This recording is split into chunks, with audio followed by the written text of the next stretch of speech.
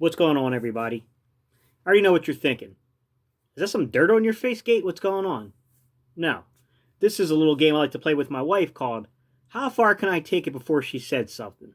I should have gone with the full man, chew, but I forgot. So I'm just going to go with the mustache. I'm going to see what she says. You'll know if I'm clean shaved come tomorrow. Clearly, she told me it's got to go. All right, y'all. Today, we're going to have a conversation. It's Tone Deshields from Chalk It Up Sports. Pretty excited to bring this conversation to you guys. This will be a multi-part conversation. I think you're going to enjoy it, man. Tone Deshields is a really smart guy, very articulate, very well spoken. Guys, he's from Philadelphia himself. Like he spent some time in the city. He knows the pulse. He knows the heartbeat of the city, and I'm excited to talk about this. So let's get into it. What's going on, Eagles Nation? How you doing, NFL world? What's up, division rivals? Steven Heitter, Gate City Sports Channel, and today for this conversation, I brought in my guy Tone Deshields. We're going to talk a little bit about life. We're going to talk a little bit about football. We're just going to let the conversation take us where the conversation takes us. So what's up, Tone? Tell everybody who you are, your channel, all your social media stuff, all that good stuff. Yes, sir. Well, first things first, Steve. I got to tell you, like I said before, man, truly grateful for you allowing me to come onto the platform. Not just to talk sports, but just to let people, in and let people in to know who I am. The things I do. Outside of this, I'm grateful for for the platform. First and foremost, the people make the content go, and you put out dope content. You approach the game in such a nuanced, objective way that helps me see the game a lot clearer. Trust and believe. So I gotta say that first and foremost. But it's your guy Tone Deshields the second from Chalk It Up, where no matter if we win or if we lose, we just got to charge it to the game. The content, Eagles and Philadelphia 76ers bred, and I gotta be honest, you guys, I'm a Philly boy to the day I die, man. Like I grew up loving the Eagles, loving the Sixers. Um, Born in '94, 26 years old, going on 27, and I want to say I first was able to start understanding the game and following the game around the McNabb era. So it was at '99, I'll say, Yeah. and pretty much just took off from there. Following the AI era, going on from there, and I just love my sports, dude. I always found myself talking about sports, with the homies. I always found myself talking about sports just, by happenstance, and I found myself going so hard. I found myself just, you know, defending certain guys, and when I hear guys certain things that are just completely blasphemous, I'm like, no, it's no way you can actually think like this. You know what I'm saying? So I just always been in love with just talking about the game, be it football, be it basketball. I even love other sports. I got into hockey when I was in college. I started following that. Um, Been into baseball. Been into soccer. Following the Philadelphia Union. I just love sports in totality, man. So the Eagles and the Sixers just happen to be the easiest thing for me to talk about. But I'm always trying to just broaden my horizons, take in new perspectives, take in just new energy. Open myself to just more experiences. So that's pretty much what I pride, chalk it up on. My goal was to constantly just give my raw emotion, my raw reaction to things, and also give the intellectual, the more rationalized responses as well. Because we have our instant reactions, then we have the reactions where we're able to digest information a little bit. So, I did college radio for about a year. Graduated from California University of Pennsylvania with my bachelor's degree in radio and television broadcasting. And since then, since graduating in 2017, I pretty much have just been trying to build my platform, grind from the muscle, and just put out just dope energy, man. Just put out the energy that I want to receive back. Um, Yeah, and it's interesting because one of the things I noticed when I went into the military, when I was in the Navy, you get around a group of guys and everyone's like, well, where are you from? Like, who are you rooting for? And I'm like, oh, I'm an Eagles fan. They're like, Philly. And it's always funny because like I remember like some of my best friends when they first met me, the moment they found out I was an Eagles fan, they immediately thought like, oh man, arrogant Eagles fan, like, oh man, like no, I don't have to work with this dude. And I always think that's funny because like the Eagles in particular, and I think the Sixers to an extent do as well, they really kind of represent the heartbeat of the city. it's really weird how that kind of plays out. And it's strange because it's hard to explain it to somebody who's never really been to Philadelphia, is not in touch with the fan base, not in touch with the way that we kind of fall in and out of love with players. Like they don't get the way that we move as a city and how it works. But it's a fascinating topic when you talk about like sports royalty in Philadelphia, like AI. Yeah.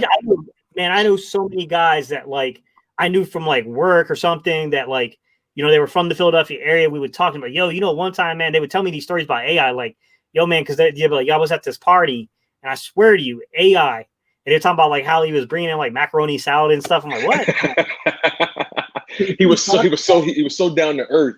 I have a coworker that literally, his dad used to always get tickets from AI because I guess they grew up together or something like that, or there was a relationship there. And one of my coworkers saying, "Yeah, my dad used to always, take me to see AI. This, that, this, that, and the third." I'm like, it's crazy how down to earth AI was, and like AI was just the people's champ.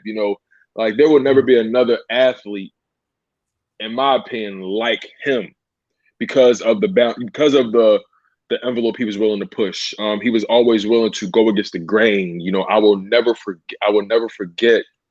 He just had so many iconic moments, on and off the court, and his journey in and of itself. The Georgetown and the early legal troubles before he got drafted, and he was just always such an intriguing character from the beginning, and I just felt like there's some players who are just. But they were just constructed for a city. They were just built for a team or a city. And, when you just think about the Philadelphia, just as a city, the people, the blue collar mindset, the mindset of, not taking any shit and, excuse my language, but, it's just, growing up in Philly, my whole life, living in Philly my whole life, you really get a sense for, the pride, and sometimes our pride can get the best of us. Philly is a very egotistical city. We wear our heart on our sleeve. We always think that our opinion is supremely valid. We know what we're talking about. We have the pulse on our teams all the time. There are some cities that they support their teams, but when things are going bad, things are just going bad. We'll be okay. In Philly, their bad days are not allowed. We cannot lose because of effort. Yeah. It has to be something outside of, our matrix that makes us lose. We can't lose because of us. It has to be something else. That's why Philly is such an interesting city to play for, because if you give us your 150% commitment and effort, Philly will never, ever cheat you. Bad days are going to come. You're human. But as long as you give the city your all, we will never, ever turn against you.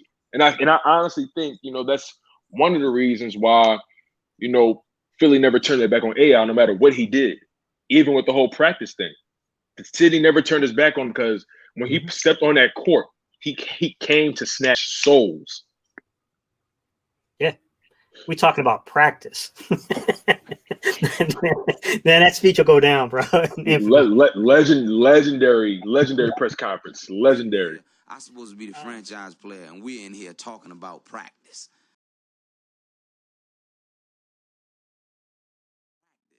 Not a game. We talking about legendary. Practice. It is kind of interesting because like some of the things that really stand out to me about like just talking with people that are from Philly is that like we wear it, like we wear our emotions, we wear our allegiance to our teams on our sleeves. Like it's the one thing I don't understand, because like I'll talk to guys and they're not 4-for-4 Philly fans, and I'm like, each their own, but like, what I'm saying? Like I grew up on the Eagles, the Sixers, the Flyers, the Phillies. Like I just can't luckily for me, I personally can't understand it. Yeah, like Panthers were like a franchise. They were like an upstart franchise when I moved here to North Carolina. So it was never really a big to do for me here with that. But like, it's really weird to like when I meet people and they're like, oh, well, like I'm a Yankees fan, and then I'm like a Denver Broncos fan, and then I'm like, yo, what? Like, how does it work? I need to hear I need to hear the reasoning behind that, because I mean, were you born in Denver? Then your dad met your mom at a Yankees game, and I need to hear your story, because being from Philly, and I like, one of the most blasphemous things for me is to meet someone born and raised in Philly, and they're either a Dallas Cowboys fan or a Patriots fan. I can't understand it, and I'm not one to judge people. I have my own life to worry about, but it's just, when I see how hard you go, I'm like, you're from here. How is this possible? Exactly. How? Like, it's so funny. You mentioned moving to North Carolina. If you don't mind me asking, how long have you been down there? If you don't mind me asking. I've been down here since '96, man. Now I bounced around in the military, but yeah, I mean, to be honest with you, it's weird because I have two homes. Like, I always consider like Northeast Delaware, South Jersey, and Philly like kind of home, and then the Raleigh and now Greensboro is like kind of home, man. I've been here so long. Like my allegiance in North Carolina is not to professional sports; it's to the college sports. So like, I don't really have allegiance to like Temple and Villanova, and like, you know what I mean? Right. Like, I don't, because you're a South Carolina guy, right? North. No, I mean as far as the college. No, NC State. NC State. My apologies. No, you're good, man. At least you didn't say UNC, bro. We're good. But like, I think, it's like there's something about college sports that there's like a leniency when it comes to who you like. There's a leniency. But then when you start to get into the pro level, it's like, okay, in the NBA, I understand it's more player centric. So you probably like, where your favorite players are. Understandable. It is what it is. The players run the league. But when it comes to the NFL, like, I feel like it's very tribal. It's very tribal. And I've been to a handful of Eagles games. In my lifetime. My first one was a preseason game. I believe we played the Jets, and the preseason game, the fans were, I think we lost too, but the fans take it, preseason games, seriously. Preseason games, we do not let you slack in any capacity. Philly is not for the faint of heart. It's just not. Yeah, and it's funny because I try to explain to my wife, because she's not from Philadelphia or Northeast Delaware or South Jersey. She doesn't completely get the vibe, but funny enough, her father is, which I think is hysterical. But she's from, she grew up just outside of DC.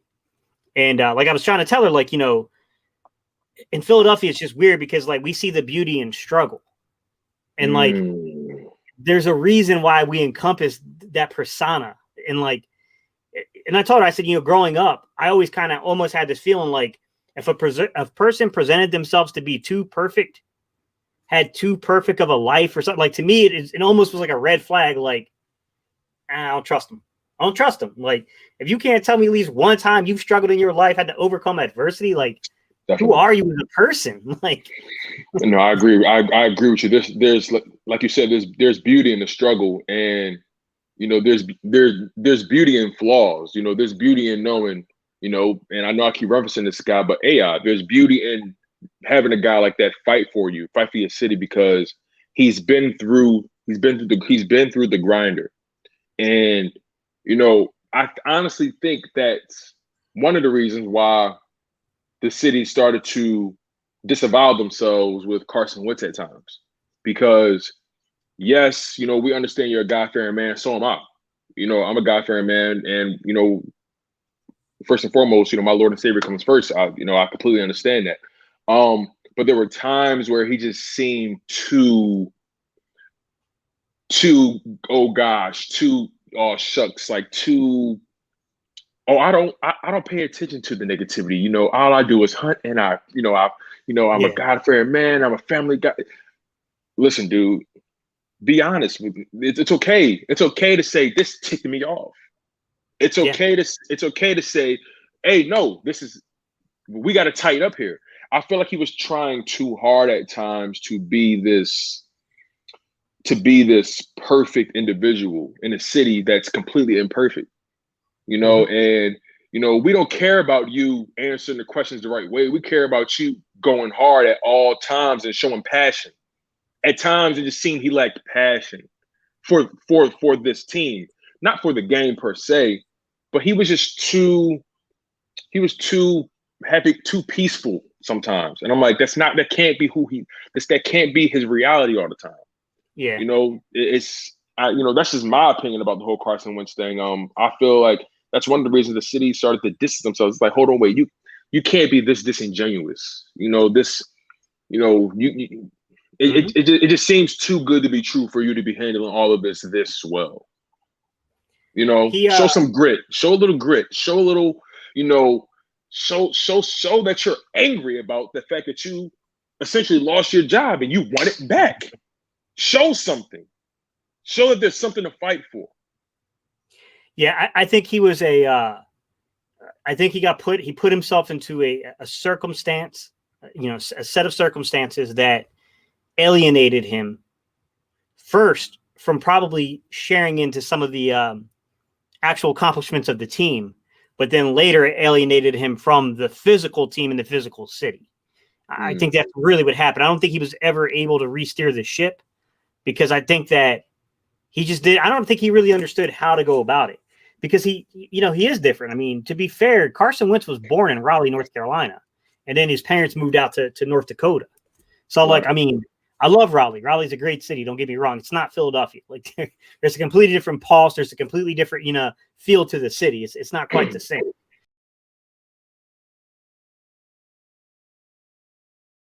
Understand this. I get off the plane and they meet me at the airport. The fellow says, hi, says, Billy Ray Bob.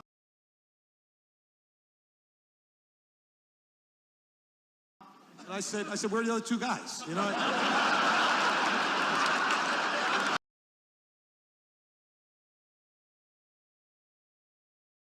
So I tried to fit in. I said, Jimmy, Tommy, Tony. Right. I don't think he was ever able to endear himself to the fan base.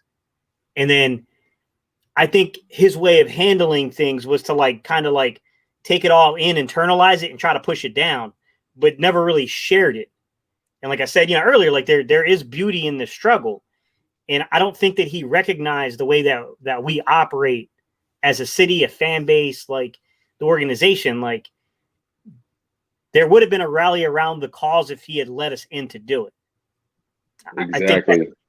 I think that's what happened is that, and I don't buy for a second that he wasn't reading, seeing it. There's no way. Come on. You're a pro athlete in 2021, 2020. There's no way you're not hearing what's going on. And on top of that, like you said, and to be quite fair to him, it wasn't like the road was perfectly laid. It wasn't like, this organization did right by him entirely. I definitely want to be fair to him in certain respects. But there just comes a time where you have to say, you know what? This is my team. This is my city, and I'm gonna let this team believe in me because on the ground, there as much as people like to cape for Wentz, and as much as people like to say if more people was for Wentz than against, there was a lot of people that was against that man on the ground level. The moment Foles did what he did, there was an immediate, well, why do we need this kid? And my biggest sentiment was, well, the kid got you to 11-2. What do you mean? So that was my sentiment. But thinking about his upbringing, how he grew up, where he was raised, you can understand how there's a disconnect. You can truly understand that, and I can't blame a man for his upbringing, right? But what I can do, I can say, well, this is the city you were drafted to. Yeah. It's your responsibility to not only play hard for this team in the city, but to ingratiate yourself with the city. Get hands on with the city. I understand he had his AO1 foundation that did a lot for the city, but he kind of, for some reason, there always seemed to be a disconnect between Carson Wentz and Philadelphia, in my humble opinion. And just as a fan, there was always something that was preventing me from buying his jersey. And this is prior to the Nick Foles Super Bowl. This is, prior to all the drama. There was just something in my heart that was just like, I don't want to buy a Carson Wentz jersey yet. I was more inclined to buy an Alshon Jeffrey jersey. I was more inclined to buy, a LeGarrette Blount jersey or Jay Ajayi, or it's just that for some odd reason, I couldn't. There was some sort of disconnect, and I don't want to fully blame him for it, but at the same time, like I said, when you have being the franchise quarterback goes beyond just taking the money and playing on the field. You have to show that you want the city to be behind you. You want the city to pull for you, and that's why it was so easy for the city. That's why it was so easy for the city to turn against him, because they feel like, well, I mean, you at times you don't want to be here anyway. It's just like there's no passion in your voice when there's just a repetitive. I got to do better. There's it was like a script he was reading all the time, and people see through that. Are you team Wentz or team Foles?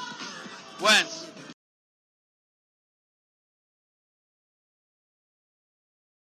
What about you? You got 49ers. Take it off. See, and here's the thing is that I love the kid's talent. I think he has the talent. I mean, his fundamentals are complete crap right now, but the talent there, the arm talent's there for the quarterback position. But what I will say, and I know this might get interpreted the wrong way, but dealing with Philly fans, I think they'll know exactly what we're saying here. What I'm referring to here, guys, when I talk about Deshaun Watson, has nothing to do with his personal issues that are currently going on. I'm not going to weigh in on something I have no understanding about. But I love the way that when Deshaun Watson got pressed by the Houston media, I think it was like a year or two ago, the way that he responded back and the way he pushed back and started breaking down coverages and explaining to them, like, you don't know what you're seeing. You're making an assumption that you don't understand. Like, it showed me, like, that's how you know a guy cares. Like, that's what I'm saying. Like, it's something about that. It's something about when a guy lets you behind the curtain. And it just seemed Carson Wentz, without fail, he never allowed the fans behind the curtain. He never just said, you know what? Okay, you guys claim to know so much. Let me tell you what I saw. Okay, the wide receiver. Okay, my ex was supposed to do this, but then the wide didn't move over in motion, and like my line, he never lets you into his mind as an athlete. And when Deshaun Watson did that, that's why when players like LeBron James, right? There's times with LeBron James when he breaks down, they ask him a certain question. It may be a basic question. Hey, what was your mindset on that last possession? He breaks it down, action by action, cut by cut, screen by screen, and I'm like, it makes me win or lose, it makes me love you more just as an athlete. Because by you showing that much attention to detail to your craft, that's passion to me. You can't quantify that. All right, ladies and gents, thank you all so much for tuning in to part 1 of my interview with Tone Deshields.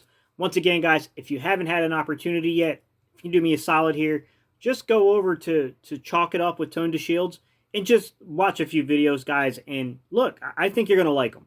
If you're on this type of content, I got a feeling you're going to really like Tone Deshields' content as well. It translates very well.